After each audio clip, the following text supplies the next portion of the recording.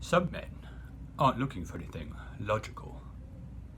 Some men just want to watch the world burn.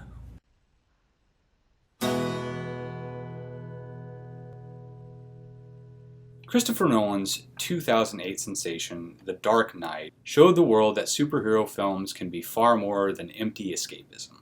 I once taught a section of a college English course on this movie. We explored The Dark Knight's rich philosophical landscape, approaching the film through the lens of each major character's statements of belief. Let's start with Batman. He's trying to force the world to make sense, to prevent tragic injustices, such as the death of his parents, from happening again. Batman is an agent of order. One of the film's themes is the need for Batman, and there are several distinct threads to this. For Bruce himself, the scar of his parents' death is inextricably linked to his inspiration to become Batman. For Gotham, the city needs an incorruptible force that can operate outside of the law to fight against the various forces that attempt to bring about its destruction. By the end of the film, though, the city needs a scapegoat for the death of Harvey Dent. I'm whatever Gotham needs me to be.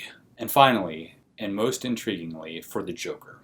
Though the two wage war for the soul of Gotham, they form an oddly compelling, symbiotic relationship. As the Joker tells Batman, "You won't kill me out of some misplaced sense of self-righteousness, and I won't kill you because you're just too much fun."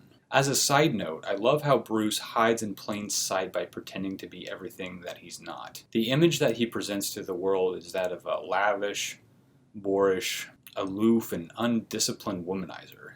He has his mask and his cape to hide his identity, sure, but his behavior as Bruce Wayne is an indispensable and convincing layer of concealment. Batman's ethics are challenged and strained by the Joker, who does not abide by rules or principles.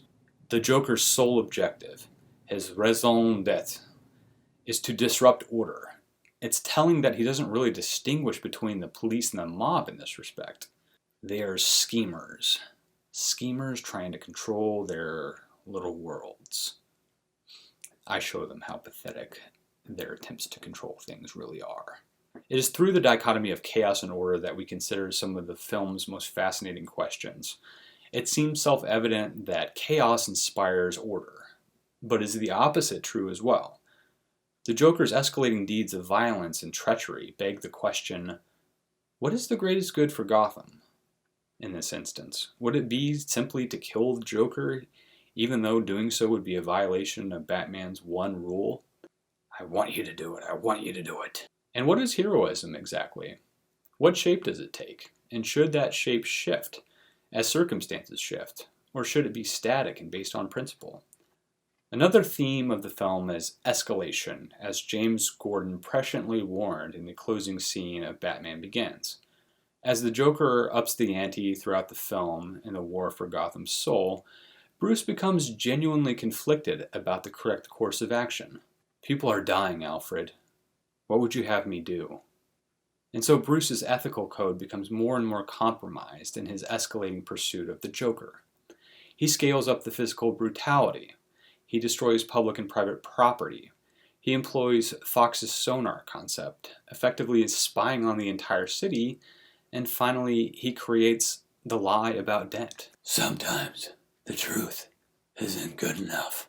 In a flourish of dramatic irony, Alfred also decides that the truth isn't good enough for Bruce either. The Joker mounts a psychological assault on Batman's will, in addition to his principles, by killing his beloved Rachel and successfully transforming Harvey from Gotham's White Knight into a murderous, nihilistic monster.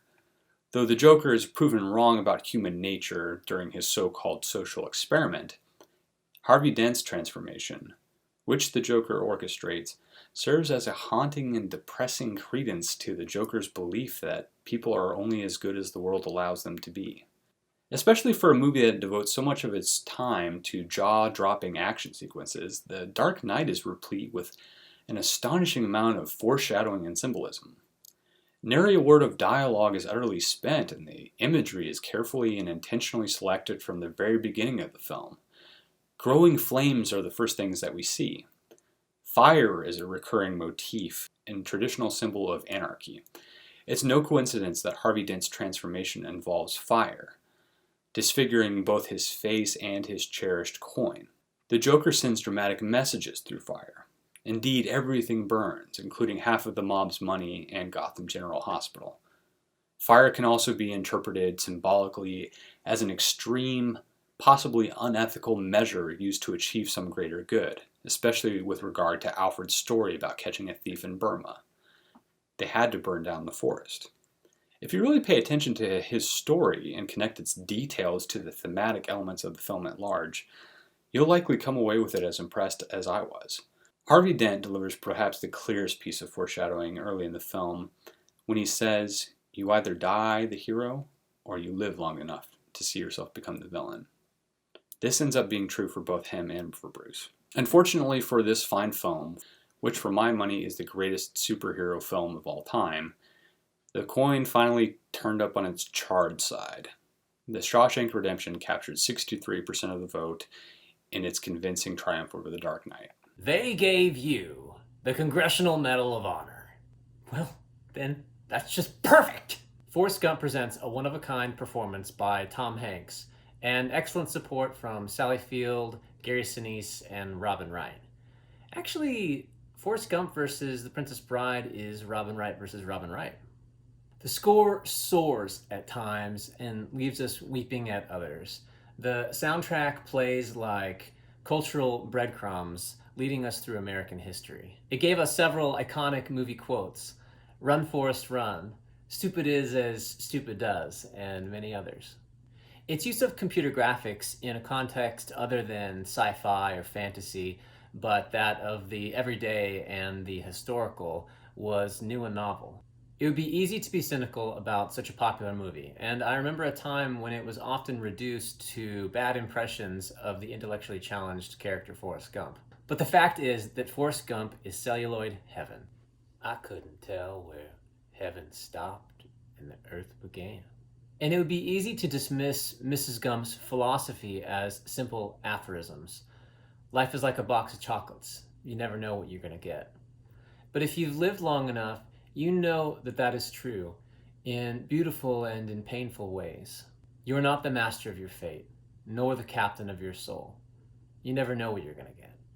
Our struggle with destiny becomes the through line of this film, and each major character wrestles with it in their own way.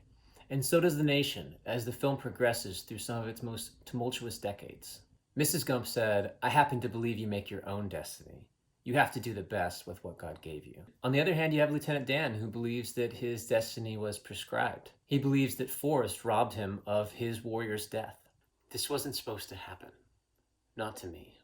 Then he watches as fortune smiles on Forrest again and again. Eventually, Lieutenant Dan has it out with God himself when God shows up in a storm. As Bubba lays in Forrest's arms, dying, he simply asks, "Why'd this happen?" Bubba was going to be a shrimping boat captain, but instead he died right by that river in Vietnam. Jenny's birth to an abusive father seemed to doom her to a life of abuse. She wanted nothing more than to grow wings and fly away, to be adored rather than abused.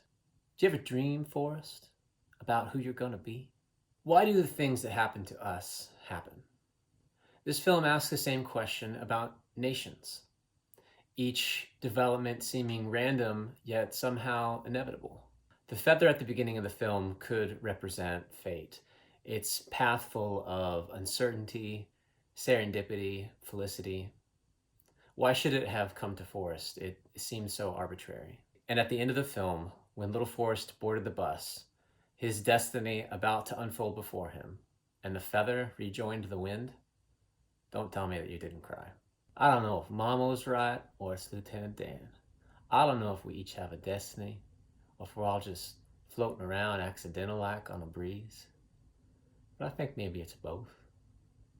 Maybe both is happening at the same time. One of the things I like best about this film is how it lets you decide what's going on in American politics and in the course of our lives. In the end, Forrest Gump was defeated by The Princess Bride by a margin of 2 votes. Sometimes we all do things that, well, make no sense. These are both two incredible, beloved films, so it doesn't hurt my feelings either way.